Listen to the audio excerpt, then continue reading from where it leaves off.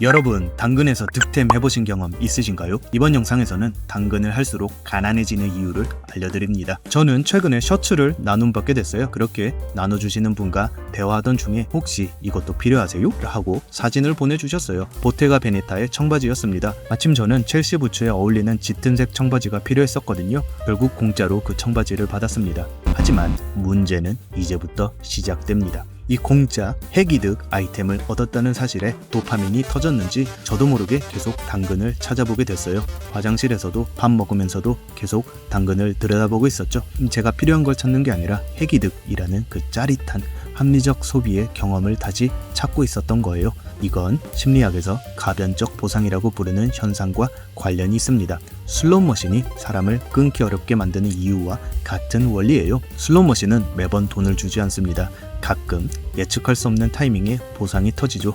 그런데 바로 이 예측 불가능성이 사람을 더 강하게 끌어당깁니다.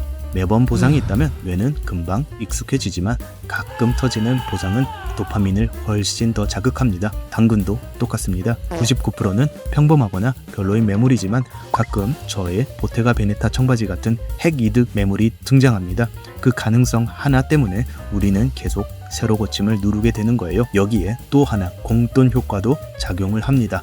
공짜로 얻은 물건은 우리 마음속에서 진짜 내 돈으로 인식되지 않습니다. 그래서 그 다음 소비 결정도 평소보다 느슨해지죠. 어차피 저번에 공짜로 받았으니까 이번엔 조금 써도 되지 않을까 하는 심리가 자연스럽게 따라옵니다. 결국 저는 필요하지 않은 물건들을 몇 개 사고 말았습니다. 제 옷장에는 입지도 않는 옷들이 또 늘어났죠. 그리고 또 하나 사람들이 잘 생각하지 못하는 부분이 있습니다. 바로 시간입니다. 당근에서 몇천원, 몇만원 아끼겠다고 매물 검색하는 시간, 판매자와 채팅하면서 시간 맞추는 시간, 약속 장소까지 왕복하는 시간, 그리고 교통비까지 더하면 사실상 시급으로 환산했을 때 그 절약이 아닌 경우가 꽤 많습니다. 예를 들어 당근에서 5천원 싸게 사려고 왕복 30분, 교통비 2천원을 쓴다면 실질적으로 아낀 돈은 3천원이고 그 30분의 가치는 사람마다 다르지만 결코 0원은 아닙니다. 경제학에서는 이걸 기회비용이라고 부릅니다. 그 시간에 할 수 있었던 다른 일의 가치를 포기한 거니까요. 그래서 어느 순간부터 저는 계산을 해보기 시작했습니다. 당근에서 사는 게 쿠팡보다 조금 싸더라도 그 차이가 크지 않으면 그냥 쿠팡에서 삽니다. 시간과 이동의 번거로움을 생각하면 결국 큰 차이가 없거나 오히려 쿠팡이 나은 경우도 많았거든요.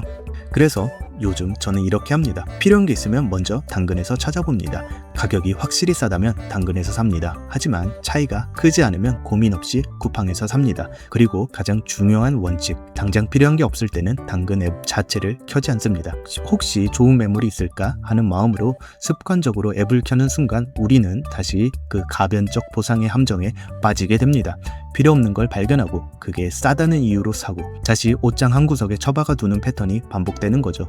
당근마켓 자체는 좋은 플랫폼입니다. 저도 보테가 베네타 청바지처럼 정말 좋은 득템을 했으니까요. 하지만 그 짜릿한 한 번의 경험이 우리를 계속 앱 앞에 머물게 만들고 필요 없는 소비와 시간 낭비로 이어질 수 있다는 것도 분명한 사실입니다. 결국 당근마켓이 우리를 가난하게 만드는 게 아니라 그 득템의 도파민을 다시 느끼고 싶어하는 우리 자신의 심리가 가난하게 만드는 거예요.